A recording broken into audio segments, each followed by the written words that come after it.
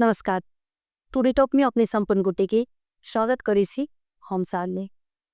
मधेस आंदोलन सब पहिलो हूँ आ कही त मधेस आंदोलन सलक संहिता आब बेर तक मधेसी नेता के संग कही त बहुत ज्यादा मधेस के जैसे से जनता सब बहुत ज्यादा संघर्ष अहाँ के केने छे। आ जो देखल जाए त संहिता आबि गेले लेकिन अखनो देखी त विकास बेरोजगारी जो के तो जे छे से अखनो देखल जाए छे। एमे आखिर दोषी के नेता सब जखन चुनाव रहे छे लागल तो पैक पैक बात कहे छथिन उनका सब संगे एकदम भेंटघाट कर जाए छथिन बहुत प्रकार के जैसे से आसन भाषण सब देल जाए छे। लेकिन जखन चुनावक समय संपन्न भ जाए छे त नेता सब जे छे से दोबारा जनता संगे भेटा नहीं जाए छे। लेकिन मधेस के मधेसी दलक नेता सन जे छे से अखनो बहुत ज्यादा अपेक्षा जे छे से जनता सबके जुड़ल छे। ता आई हम सब अही विषय में केंद्रित भक बातचीत करब। समय तो बहुत कम अछि लेकिन मुद्दा वाला बात सब बहुत अछि। ता हम सब आई आमंत्रित केने छन कार्यक्रम में हम आई हम सब राजनीतिक चर्चा परिचर्चा जे अखन के अवस्था की अछि आ अखन की सब समस्या देखल गेल से तही तरह में हम सब बातचीत करब मिलाई बजेने छियन जे हमरा सबके अतिथि छथि। आई केंद्रीय लोजपा के केंद्रीय महासचिव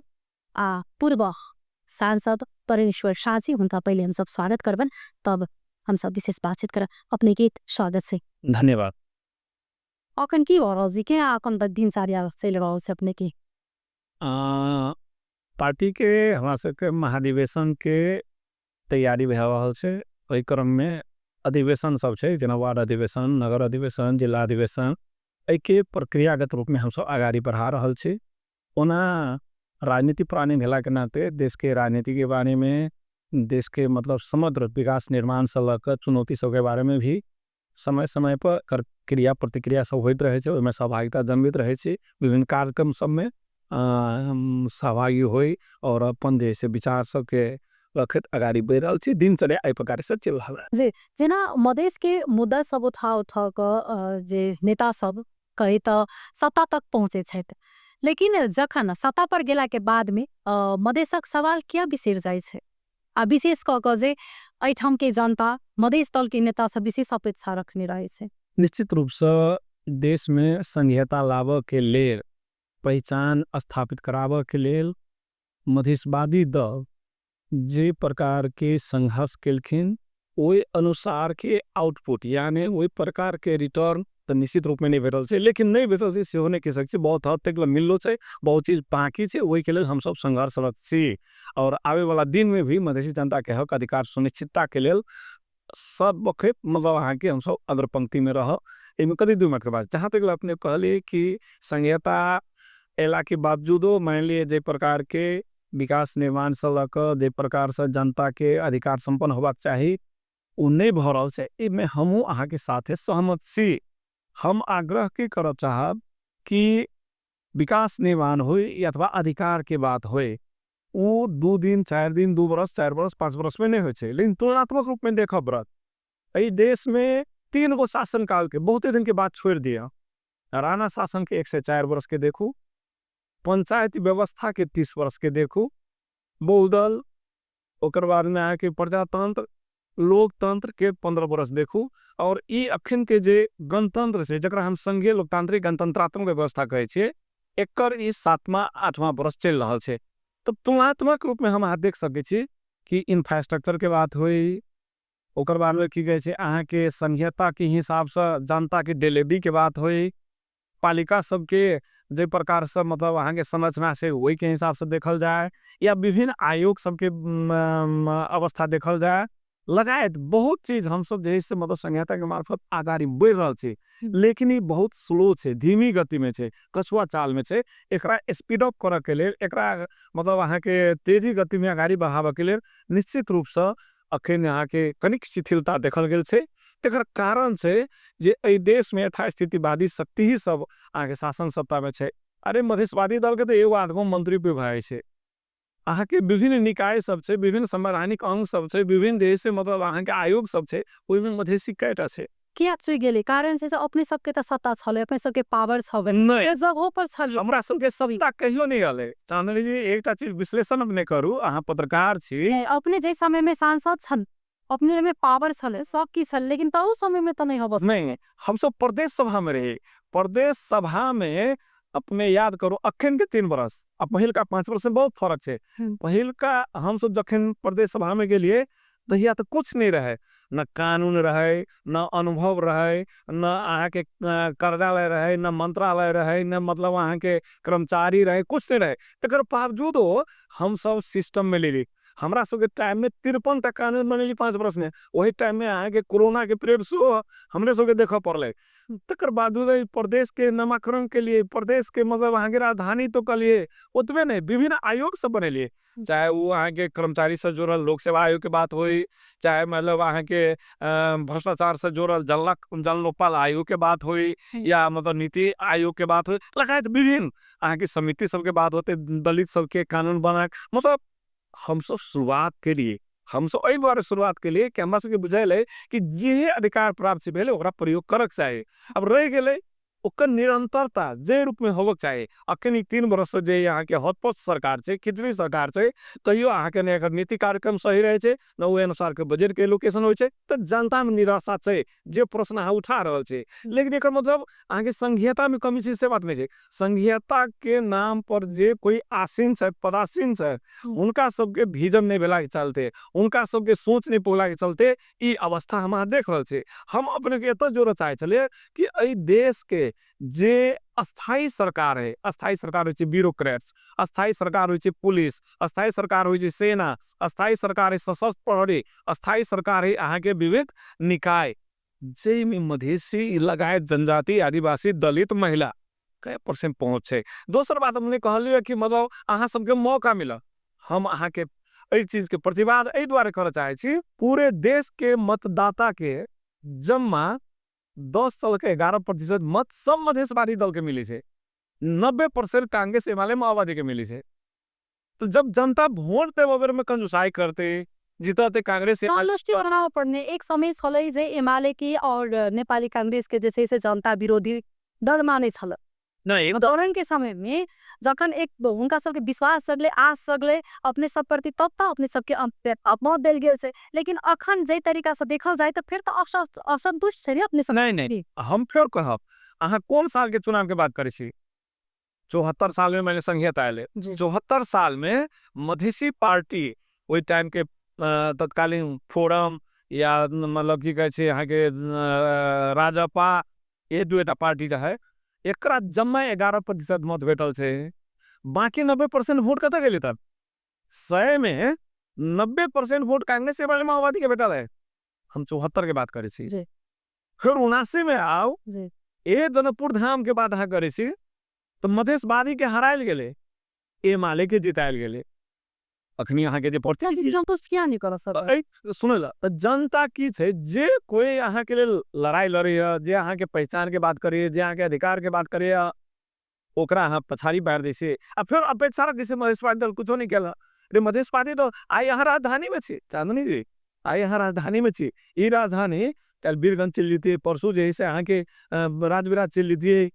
जे संहिता अनुसार मध्य प्रदेश में छी मधेश नामाकरण नहीं होती अहाँ जखन अहाँ अपना आप के पहचान करे के बात कर छे अहाँ एज ए महिला दूगो पहचान बताबित हो एगो कहते भी हम मधेसी छी दोसर कहते भी महिला छी ये अधिकार है के दियल के एमाले दियल कांग्रेस दियल हम सब दिए नहीं छी जहाँ के महिला के रूप में 33% दिए गए बात है हम सब कानून बने प्रदेश में 50% के बात कहने चाहिए रह गए तेकर बावजूद एमाले कांग्रेस के राज्य है हम सब की कह सकबे जनता वोट देखियो वोट बहुत बड़का चीज है प्रजातंत्र में लोकतंत्र में गणतंत्र में यदि वोट अहाँ सही आदमी के नहीं दिलिए आज जिनका अहाँ प्रतिनिधि चुने छे आई वो सब भ्रष्टाचार में पड़े तो वो केकर दोष है वो जनता के दोष है एक जिम्मेवारी जनता के लेवो पड़ते काल परमेश्वर शाह रहे परमेश्वर शाह पर तो कोई और नहीं बतल कि भ्रष्टाचार फैलल के जनता को तो जल्दी असंतुष्ट होते समस्या के समाधान नहीं होते मान लिया अपना एगो घर परिवार की बात कर घर में है सारे एक रंग के वातावरण नहीं रहे थे कभी श्रीमान श्रीमती के बीच में डिफरेंसेस हो बेटा बाप के बीच में माए बेटा बेटी के बीच में एकर मतलब ये नहीं छी घरे के समाप्त कर देबे, ई तर्क नहीं होते। तो हम कहले 5 वर्ष में जते काज हम सब केलिए एकरा संस्थागत करे के लिए कानून बना के आई वो चीज के बिखर रहल छै, आई वो चीज समाप्त हो रहल छै। तो जनता के प्रतिनिधि जेहने होते ओहने रिजल्ट बैठते। जनता चुनाव बेर में यदि गलत आदमी के चुनते तो रिजल्ट निमन केना हो जे जनता मांस दारू पर यदि वोट देते अब ओकरा से अपेक्षा रखबे विकास कर दे उ संभव नहीं छै। वो तो सब नेता दै छै ने। नहीं सब नेता नहीं दै छै। अपनो हमरा से कहू ना कि हम सब मांस दारू के खिया के वोट मांगे गेलिए,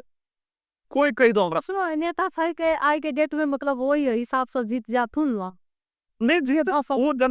जनता का वोट देवे नहीं करते एही दुआरे आई बेर में अपने मतलब वही अनुसार से मतलब खर्चा नहीं कर सकले, दोसर जगह नहीं कर सकले। एही दुआरे हम खर्चा करे हम भ्रष्टाचार तो नहीं करने रहले, हम के औरत में ठगने तो नहीं रहे, हमरा लग ढौआ तो नहीं रहे। मैंने कोनो पत्रकार या कोई साथी हमरा सब सामान्य रूप में जे एक चुनाव में खर्च हुई है ओहि में तो जनता चाहे तुरंत के तुरंत फायदा कर दे, दारू भेट जाते, मांस भेट जाते, 500,000 रुपया भेट जाते, 5 वर्ष तो पछता ही पड़ते। उतबे नहीं प्राप्तो अधिकार समाप्त होते कई लागी देख लियो अभी न्यायाधीश के नियुक्ति भेले अहाँ सब ध्यान दै छी कि नहीं दै छी बात पर। 50टा न्यायाधीश में एगो मधेसी छै, 49टा वही सब छै। के आवाज उठाते अहाँ के केला उठाते आवाज अहाँ लगे हम आवाज उठे तो आँख में नोरे नहीं है आ हमरा कहे छी कि अहाँ कामे नहीं करे छी, हमरा वोट दिए कहे छी तो अहाँ नहीं हमरा ढौआ दे दे तकरा वोट देबे तो लिए बाबा दियो आई तक फल तो प्राप्त करबो ने। आई मधेसी पत्रकार के बात करब हम खोल के कहे छी केंद्र में कएटा मधेसी प्रतिनिधि रहा के पत्रकारे में है कएगो केंद्र में प्रतिनिधित्व कर रहा है, कोई हो कोटा में कोई वो नहीं करे हम तो पार्टी के बात करे कांग्रेस माओवादी में कएगो मधेसी नेता है जो निर्णायक समिति में है जे ओकर ये निर्णय क्षमता में होते हम तो देख रहे छे एगो विमल निधि एगो रविंद्र बाकी बताओ सब जनता मतलब नहीं जनता नहीं बुझे छे कि जे दवा दे जे रुपया दे चादर पर जे भोज भात के दे तो भोर ओरा दे तो वही के चलते की जनता के एई के दुरावस्था की जिम्मेवारी लिए पड़ते, एई के बारे में जनता के भी जिम्मेवारी होई पड़ते। अन्यथा जना हम आज जे सोचित हिसाब से करते में जन समर्थन घट गेल छै से कहि रहल छै जना आके जब तकर बाद आलोचना सेहो भ रहल अछि तो एने मतलब आरोप सब सेहो लागि रहल छै की कह साबे है ए तो जखनते चुनाव में पराजित हो तो जन समर्थन घटना ही भेले ना ए के अन्यथा लिए के अभी से देखा में रहल छै ना निश्चित रूप से हम अपने के चांदनी जी अही उदाहरण छी अहाँ के अवसर भेटले तो आइ अहाँ जैसे हमर इंटरव्यू ल रहल छी यदि अवसर अहाँ के नहीं भेटत अहाँ इंटरव्यू हमर लेबे केना तो अहाँ अवसर देबे नहीं करबे एक के बेर उता गेली कि 5 वर्ष में भाई अब एकरा बदल दे 5 वर्ष में हटा दे ठीक है अहाँ के हाथ में अधिकार है हमरा हटा देली तो जकरा चुनली से अहाँ के बोले पड़ले ना तो अहाँ तखन ई बात सब नहीं सोचबे जखन ते हमर जन समर्थन घटले तो हमर शक्ति घटले तो हमर आवाज के सुनते कोई जी जना अपने सब अखन सेहो सत्ता में छिए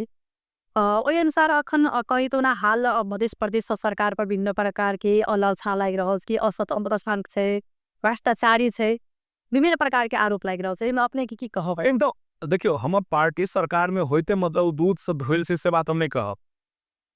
जब सरकारे पूरा आगे गंजा बोल छै चाहे वो मुख्यमंत्री के बात होई मंत्री के बात होई जे विभिन्न अहाँ के ओतबे नहीं अहाँ तो देखल यही सबके दिवाकर साहेब पत्रकार है जे मैले अहाँ के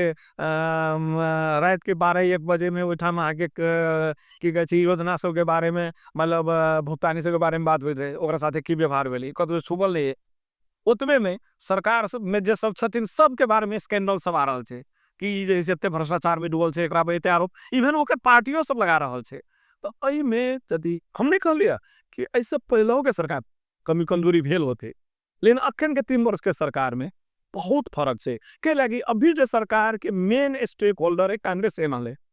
मेन स्टेक होल्डर तो कांग्रेस एमएलए केला चाहती संहिता जैसे मतलब अस्थिर हुए वो तो इन्हें बदनाम करा के समाप्त करना चाहते ना कांग्रेस एमएलए वो का निर्णय करता के है ओली जी है ओकर निर्णय करता के शेर बहादुर जी है ओकर निर्णय करता के प्रचंड जी है तो वो कहला चाहते मधेसी जनता के अथवा दलित जनजाति आदिवासी मुस्लिम एक अधिकार भेटो काल तक जना एगो व्यक्ति दूगो व्यक्ति कोई मंत्री बन जाए चले कोई एगो दूगो सांसद बन जाए चले अवस्था ओन क्रिएट करो चाहे वो तो बुझू हम सब इतने गर्व के साथ कह सके जे हम सब मधेसी जनता के लिए लड़लिए तो चाहे वो कांग्रेस में कोई आए महेंद्र यादव जी सह महामंत्री छथिन कोटा में मधेसी कोटा में मान ली रघुवीर महासेठ जी सचिव छथिन कोटा में आगे की कहे छे मतलब माओवादी में की कहे छे अपने के नेता केरे सबेला के छथिन नाम मातृका जी कोटान वो बुझो हमरा सब देन है नहीं तो वो में उनका सब जगह नहीं रहे तकर बावजूद वो जनता उनके सब जितबे छथिन तो हम सब यही कहे छी हम अहाँ के अधिकार के लिए लड़त जिता वा हारा ओइसे फर्क नहीं पड़े अहाँ साथे धोखा नहीं देव लेकिन जब वोट लगा 3 बरस में देखो ना जनकपुर में कोनो एहन नया प्रोजेक्ट आएला एगो हम सब तो 50 बरस हो जी कम से कम जानकीयो मंदिर के तो भाई अथी में विश्व संपदा सूची में लगा जानकी मन्दिर सखन अपने के जेनाकि अखन जानकी मन्दिर एकटा देवता के दू ठाम हुनकर जे छै से अस्तित्व नहीं भ सकैत अछि बनाई अपना जगह पर से विभिन्न आदमी के विभिन्न प्रकार के कर बात आइट रहल छै जाहि प्रकार जे जानकी जी के त एकटा अलग अस्तित्व छन अलग ई मंदिर के एकटा रहस्य रहे छै अगर सब मंदिर के एके प्रकार के अगर रहस्य भ जाए त आदमी त कन्फ्यूजन भ जेते सब अखन एहि ठाम जे आपला जना के दरबार चले तई पर शुरू से किया नहीं सरकार सब ऐसन के स्थानीय सब मठाधीश सब ध्यान नहीं देलखी अखन जाकर जे ई पुनौरा धाम में जे छै से बनैया जानकी मंदिर के ओइ दिन जे शिलान्यास भेले एहि में की कहत छै एना छै चांदनी जी ओ जखनते अलग देश छै तो वही देश के हम अहाँ कुछ नहीं कर सके छे केला भारत अपने आप में सार्वभौम है नेपाल अपने आप में सार्वभौम है भारत जे अपना देश में कथी निर्माण करते या कथी बनते ओकरा हम सब नहीं रोक सके छे नेपाल में हम सब कथी बनाबे वो भारत हमरा सब नहीं रोक सके रह गेले एकटा पड़ोसी देश वाला के नाते जे बन रहल छै हमरा सब के आसे पड़ोस के जगह छै तब हुनका सब के छै कि भाई हमू अहाँ के जी जानकी जी के जन्म पुनौरा धाम में भेल छै जानकी जी के मान लिया मंदिर वहुओ छै भारत सरकार के बुझाय छै ओना हमू अहाँ कभी काल दर्शन कर चल जाय छी अब भारत सरकार या अथवा बिहार सरकार में लगाने लगा रहल छै तो ओकरा अहाँ रोकबे वो बात नहीं छै जहां तक एगो मतलब हम अहाँ धार्मिक दृष्टिकोण से या जनकपुर वासी के नाता से एते तक जरूर कह सके छी कि एहि ठाम जानकी मंदिर छिपे चले तो वो ठाम नहीं होतिए तो फर्क नहीं पड़तिए लेकिन अंतरराष्ट्रीय बात भेला कारणे एहि में हम कहबे तो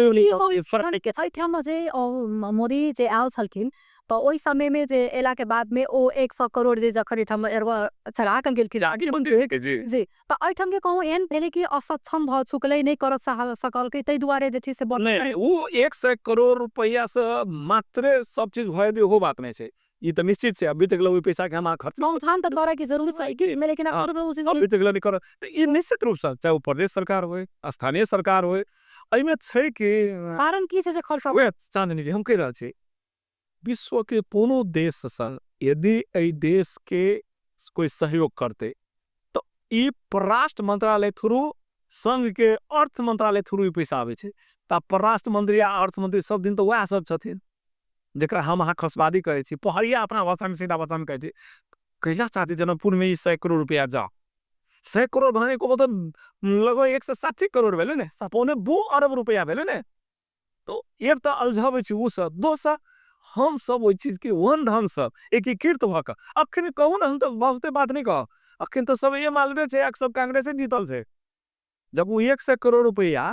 उ सब तो नहीं सके ना ओकरे परराष्ट्र मंत्री छै ओकरे मंत्री छै ओकरे प्रधानमंत्री छै ओकरे अर्थ मंत्री छै मधेसिया तो कोई नहीं छै ओठाम बैठल तकर बाद दूसरा नहीं लाग रहल छै तब अहाँ अपना पर प्रश्न करू कि हम केहन जनप्रतिनिधि चुनने छी जे हमर 100 करोड़ रुपया एगो उदाहरण देलिए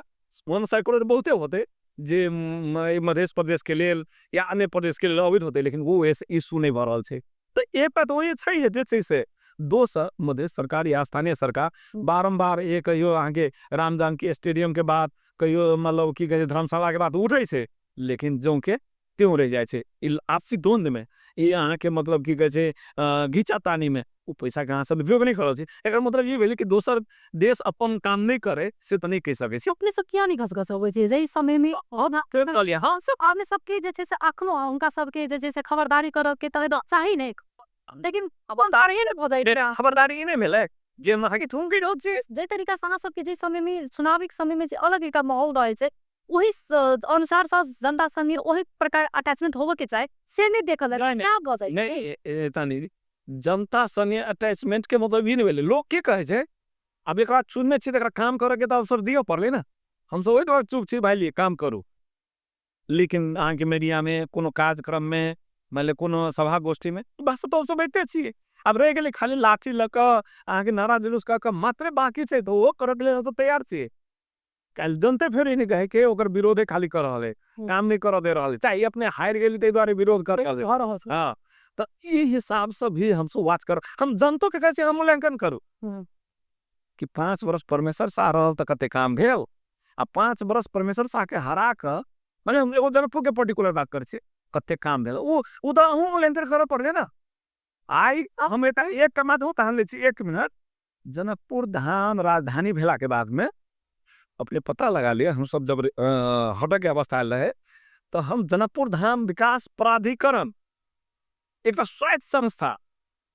ओई के अहाँ के मतलब नीति कार्यक्रम में ल जाकर ओई के लिए 20 करोड़ रुपया तक ने ओई कोष में रखवा कर हम सो रिटायर भेल छी। आई पता लगा लिया न वो नीति कार्यक्रम में छे 20 करोड़ रुपया कत 20 करोड़ रुपया से बड़का बात में छे उ जे जनकपुर धाम विकास प्राधिकरण के बात हम जो कहने रहिए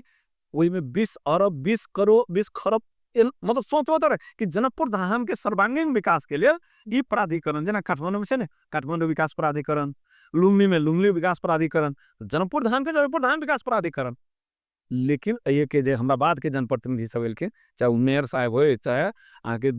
प्रदेश सभा सदस्य हो चाहे संघीय सांसद हो उनो मतलब नहीं छे। तो हम जनता के कहे आम मूल्यांकन करू परमेश्वर साहब जितना है हरना बड़का बात नहीं है हमरा से काबिल लोग यदि जीत कहल तो निक बात है ना खुशी के बात है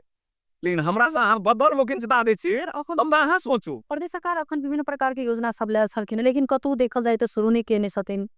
सो हम तो जे कहलिए प्रतिनिधि देखो सरकार के बनते जरा पास में बहुमत होते वही में एगो आधगो दोसर पार्टी के तेसर पार्टी के हमरे पार्टी के चल जाना ऊपर के बात नहीं है मुख्यमंत्री के मंत्री पे छे। अब मुख्यमंत्री यदि अहाँ के सक्षम नहीं है मुख्यमंत्री सक्षम नहीं है तो विकास नहीं कत सो देख उ सब सक्षम नहीं है का मतलब कथी जनता वोट देव बेर में ओहने आदमी के चुने से तो ओकर पास हारी नहीं जाती जनता आखिर कह रहल छी ने अहीं के भाषा में काम नहीं भ रहल है विकास नहीं भ रहल है कोनो मतलब जैसे ठोस वर्क नहीं भ रहल है जनकपुर धाम ओहने माइल किनको पानी पड़े तो ओहने अवस्था है फोहर ओतबे है केकरा कहे छी बात अहाँ अरे अहाँ के हम पूछा जाए अहाँ वोट केना दिली ओहन व्यक्ति के एकर जवाब अहाँ दियो ना तो तकरी तो लागल कि नहीं नीक व्यक्ति से तो नीक व्यक्ति से तो नीक काम भ रहल है देखो सजाए भोग पर 5 वर्ष के टाइम तो बोलियो अहाँ की जे रास्ता रोड कही बाटो घाटो कही भौतिक रूप से अगर देखल जाए तो जे तरीका से जे ओइ पर विशेष ध्यान देल जाए छे भवन निर्माण सब पर ओइ तरीका से शिक्षा सब पर किया ने विशेष क कदम हां ओहे कहलिए प्रदेश सरकार के वास्तव में बजट विशेष अबैसो में कमीशन के चलकेल रहे छे प्रदेश सरकार के अहाँ देखलियो भरखरे एगो शिक्षा सम्मेलन भेल छलिए उस शिक्षा सम्मेलन में के भेले गोष्ठी में जे सब भाव उलेल के बता लेल के बात खत्म बजट कुछो छे सरकार शिक्षा सम्मेलन में कथु करे छे ओकर बाद में नीति कार्यक्रम में कुछो रहे छे तो हम के कहलिए चांदनी जी अहाँ मेरी क्षमता नहीं है अहाँ हमन इंटरव्यू नहीं ल सके छी तो ही ना जे जनप्रतिनिधि में पहले शिक्षा बुझबे नहीं करे छे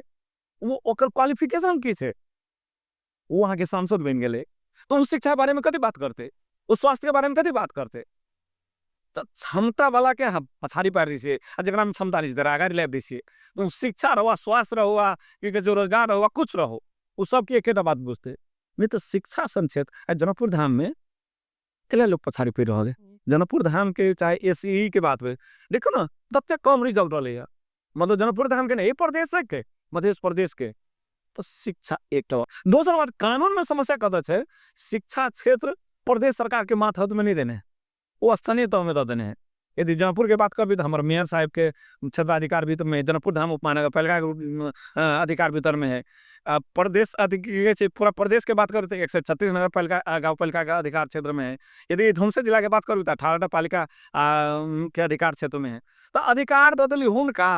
पैची प्रदेश सरकार भी सुने कहला तो ये सब लड़ावे के काम बढ़ल है ये कानूने में एहन व्यवस्था कर देने है जे अहाँ कुछ नहीं कर सकते कानून के विपरीत नहीं जा सके संविधान के विपरीत नहीं जा सके तो वही के लिए लड़ वाला आदमी चाहिए ना अखनी ये मालिक कहाँ रहे तो बने नहीं संविधान उखड़ा लड़ रहा लगे हम सब ऐसे तर ना कानून के संशोधन अभियो में से मान है ना संविधान में संशोधन होवक चाहिए कानून में संशोधन होवक चाहिए जे बाकी अधिकार के बाद से सब प्राप्त हो तो हम सदा फिर हम सब अही के भाषा में हम तो कमजोर छी ना हमार आवाज कते सुनते हो जरा जीतो देखियो शक्ति वो काल हो जरा जन समर्थन हो ताहि दुआरे ई अवस्था से गुजर पड़ल है। हम फिर कब 2 वर्ष जे बाकी है, 1.5 वर्ष पालिका के बाकी, फिर चुनाव में हम कहने जाए छी 1.5 वर्ष पहले 2 वर्ष पहले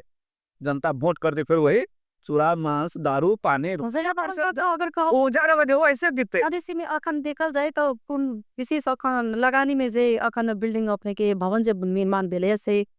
मध्य प्रदेश प्रहरी कार्यालय जे, लेकिन ओई में अखन तक जो प्रहरी के प्रदेश के प्रहरी स्वप्न होने से प्रदेश सरकार के अखन तो संगे के माथ हाथ में से तेकर उपलब्धि की एक सही बात कर लिया। हम सब जे प्रदेश सभा में रहे 2075 साल में प्रदेश प्रहरी आईन जरा कानून हम कहे छे निर्माण के लिए आई 82 है, लगभग 7 वर्ष भ गए, 7 वर्ष बेसी भ गए। अखन जो संघ सरकार, जबकि संविधान में 1 नंबर सूची में छे प्रदेश के अधिकार में, प्रदेश के अधिकार के जे टोकने छे संविधान में, उनमें 1 नंबर बोदा में छे कि प्रदेश प्रहरी होने छ, शांति सुरक्षा को जिम्मेवारी प्रदेश को होने छ। तो हम सब मुझे सबसे पहले ही काम करो पड़ले, तो हम सब सबसे पहले कानून बनेलिए। लेकिन संघ सरकार ओकर समायोजन कर में, संघ सरकार प्रदेश प्रहरी आईन बनाव में मतलब ढिलाई कल के, वही के चलते आई परिणाम है। एक मतलब ये नहीं भेले हम सब यदि मध्य प्रदेश प्रहरी के जे कार्यालय स्थापना के लिए, तो हम सब ये चाहे छे कि जते जल्दी संघ सरकार हमरा हैंड ओवर कर देत। तो काल हमरा यदि प्रहरी हैंड ओवर भाई छे, रह के लिए, तालीम के लिए, कार्यालय संचालन के लिए भवन तो चाहिए, कार्यालय संचालन करे भवन तो चाहिए, तो ये अन्यथा नहीं छे। लेकिन खर्च जेमें करोड़ों करोड़ भ गेल, लगभग कहे 8 की 10 करोड़ के बिल्डिंग छे, लेकिन आगे उपयोगिता की तो हम तो सेवा नहीं दे रहा छे। अभियो एक डीआईजी साहब उमा चतुर्वेदी जी संघे सरकार के अंदर में छथिन, मले के प्रमुख छथिन, उ जे किनको आदेश करथिन तो हमरा सबके बेसी से बेसी बात के राख देथिन। लेकिन कानूनी रूप में उनका हम ना प्रमोशन कर सकबे ना डिमोशन कर सकबे, हम उनका कुछ कह नहीं सकबे। तो हमार बात के नहीं मान सके ना, व्यवहारिक रूप में मान दे छथिन वो अलग बात भेले, लेकिन कानूनी रूप में तो नहीं। काहे लोग हम आगे अगाड़ी बढ़ा सके ना, पछाड़ी दान सके, सजाए दे सके, रिवार्ड दे सके,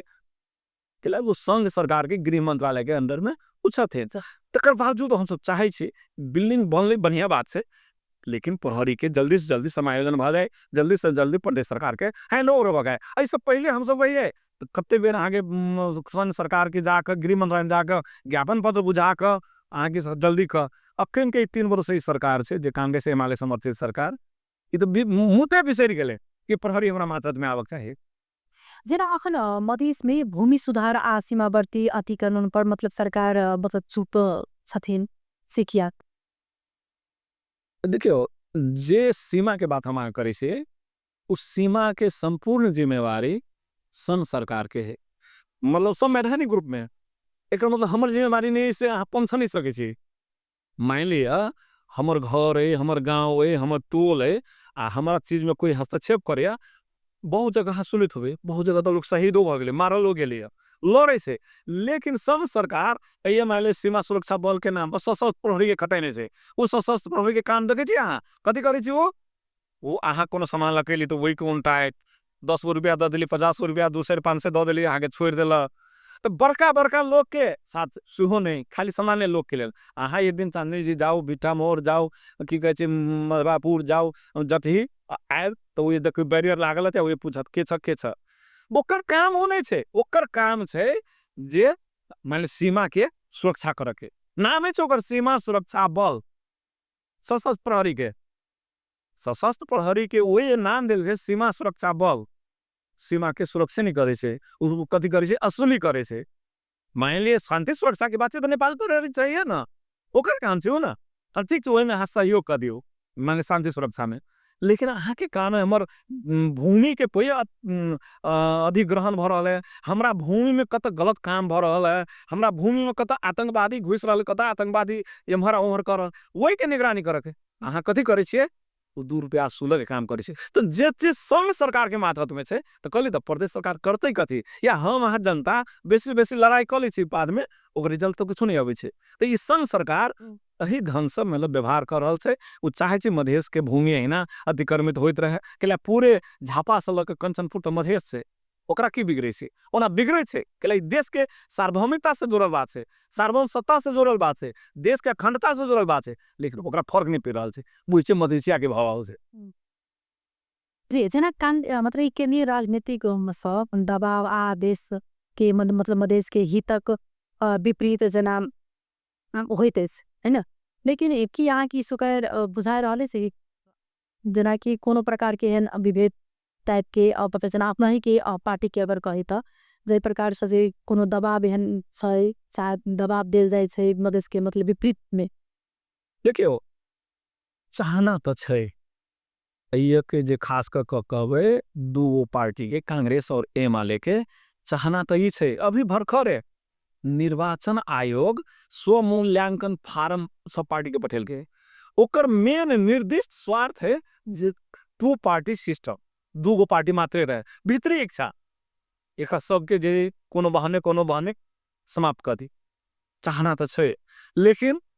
जे जनता गणतंत्र के उपभोग कर गए जे जनता मान ली पार्टी सिस्टम के उपभोग कर दिले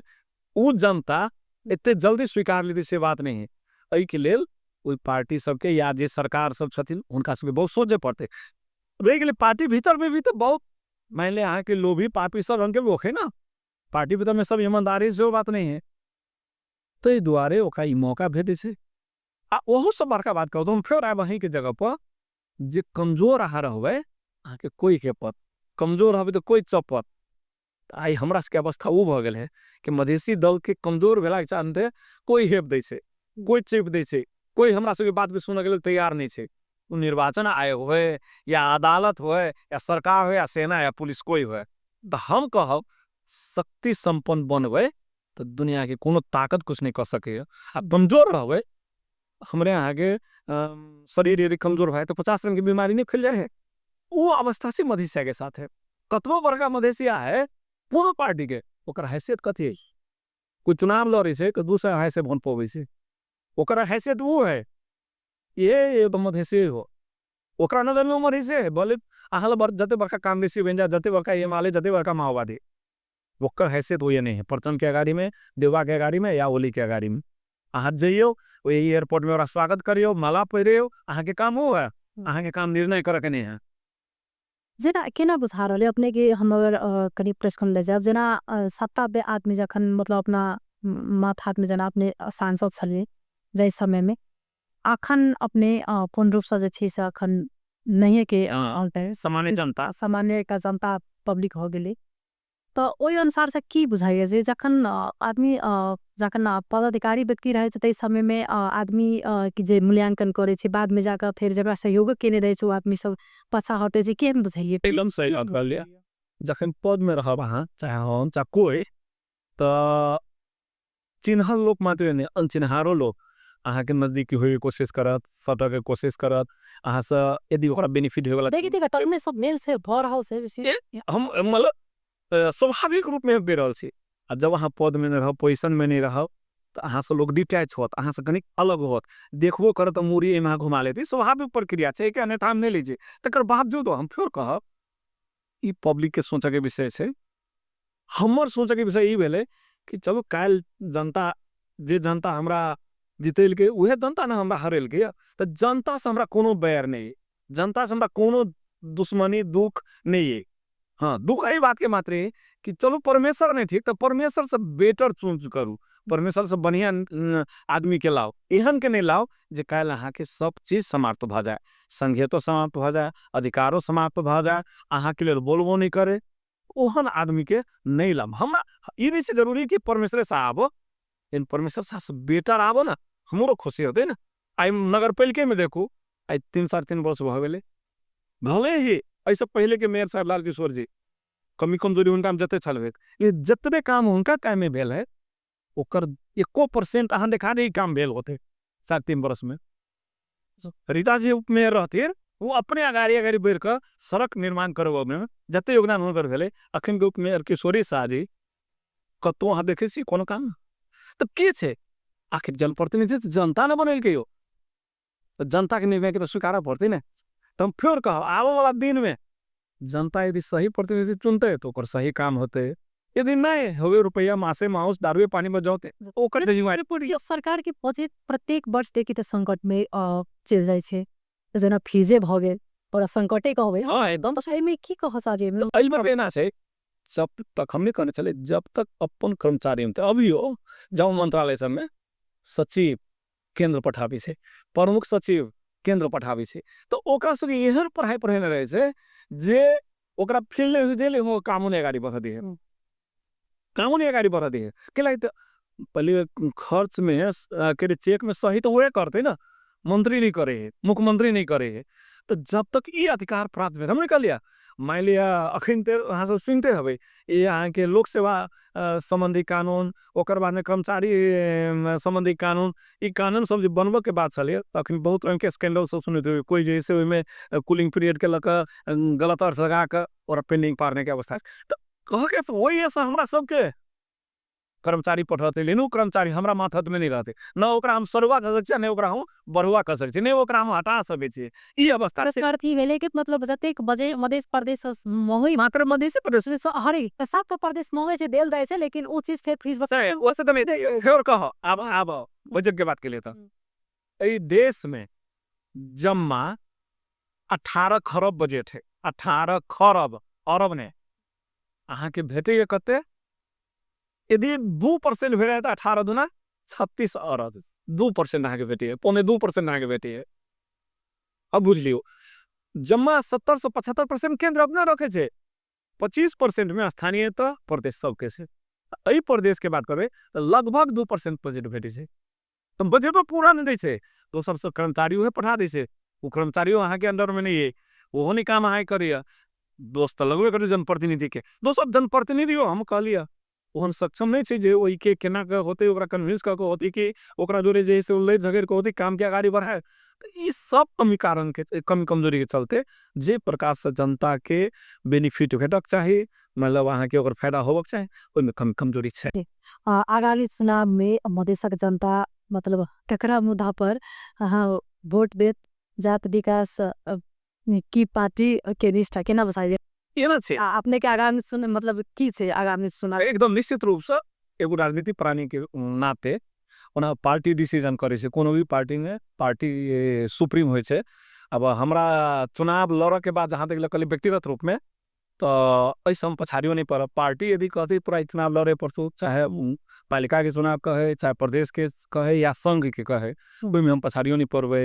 अब रही अपने मन से तो नहीं होय छे दोसर बात जनता के की डिमांड छे जनता केहन प्रतिनिधि खोजी छे वहु पर बात होवे छे जनता के मूडो के बात होय छे तो ओहो बात सब मान ली देखत सुनत आपस में छलफल करत मतलब अहाँ के डिसीजन एबे कर दिया गाड़ी अब अखन होना तो मगर पहला इस प्रदेश अपने फिर सा की कहे छे पालिका में अगर भेटे अपने के अगर टिकट तो अपने लड़ गए एकदम निश्चित रूप से मेयर में ओ दो सब पद में नहीं मेयर में यदि पार्टी कथी लड़े पड़तो तो हम ओई के लेल तैयार छी नहीं पार्टी कहते नहीं तोरा प्रदेश में लड़ पड़ते ओहो के लेल तैयार छी नहीं कहते तोरा संघे में लड़ पड़तो ओहो के लेल तैयार छी हम राजनीति करी छी तो हमर कोनो दोसर अभिष्ट नहीं है हमर अभिष्ट है राजनीति रूप में मान लिया अहाँ के जिम्मेवारी में जाए तो एहि में जनता के भी सहयोग चाहिए पार्टी के भी सहयोग चाहिए अहूँ सब सहयोग चाहिए जे हम ओहू सब से कहब फिर अहाँ के टीवी मार्फत हम कहब नीक प्रतिनिधि के चुनू क्षणिक लोभ लालच में नहीं पड़ू नहीं तो जे दुख आई भोगल छी फिर काल्हि भोग पड़ो जे उपलब्धि प्राप्त है वो समाप्त होत अहाँ के जे पहचान है वो समाप्त होत आई कोनो क्षेत्र के यदि मध्य प्रदेश से ताई हम सम्मान मध्य स्वास्थ्य विज्ञान प्रतिष्ठान कहे छे हम सब जैसे हम आप MBBS पढ़ाई शुरू कलिए हमरा सबके योगदान छे अखन के सरकार के ने आई में मध्य स्वास्थ्य विज्ञान प्रतिष्ठान बनेलिए 3 गो यूनिवर्सिटी कृषि विश्वविद्यालय मध्य विश्वविद्यालय हम सब बनेलिए नहीं पहले इससे बात नहीं है अब रेगुलर संचालन करे के जिम्मेवारी जे अखन प्रतिनिधि ओकर है अब वो प्रतिनिधि से ओकर अर्थ नहीं बुझे ओमे 10 लाख रुपया बजट छोड़े बचे अरे यूनिवर्सिटी के 10 लाख से चल रही है 10 करोड़ से तो चलबे नहीं करते ई अवस्था है तै द्वारे अहाँ सब काल के दिन में जे भी चुनाव है असल प्रतिनिधि चुनू निमन चुनू जरूरी नहीं है परमेश्वर सा हो चाहे परमेश्वर सा से बेटर है जनता बुझे कि के निमन के खराब ओकर बिहेवियर से ओकर योगदान से ओकर जैसे मतलब अहाँ की कहे क्षमता से ई सब बुझे छे ओकर क्वालिफिकेशन तै द्वारे इस सब में जनता सबके भी ध्यान जाए अहाँ सब मीडिया कर्मी छी अहाँ सबके आवाज ओहि टाइम में उठे पड़ले कि नहीं नीक प्रतिनिधि ओहि पड़ले पहले एगो पत्रकार के साथ कौन व्यवहार होय पड़ते वो तो बुझे पड़ले ने, लेकिन नहीं छे। तकर कारण छे जे हम सब कोई एगो व्यक्ति के नाम नहीं कहब, एगो समूह के नाम नहीं कहब, तखन कनिक बेसी हम सब जे मतलब स्वार्थी भए छै, ते चलते ये अवस्था छे जे हमर बुझाए। बहुत बहुत धन्यवाद देव साहब। हम सब समय कम छल और इस बारे विशेष बातचीत नहीं कर सकनु आरो उना फिर समय रहते तो दूसरा दिन हम सब फिर से राजनीति के पर फिर से हम सब बातचीत करब, उनका फिर से आमंत्रित करबन। ई सांसद सब से सुनो अपने सब जे आय की जनता पर बारम्बार जे से आरोप लगै छै, ई कोनो दुमत के बात नहीं से कि जनता सब मांस दारू क्षणिक काल के जे से अपना खान पीन के कारण से जे से बहिक जाए ते द्वारे असल जनप्रतिनिधि चुनु। हम ध्यान आकर्षण करेलखिन ना, हम कार्यक्रम उनका हृदय से धन्यवाद देव चाहबन। हम कार्यक्रम सुविधा ले नमस्कार।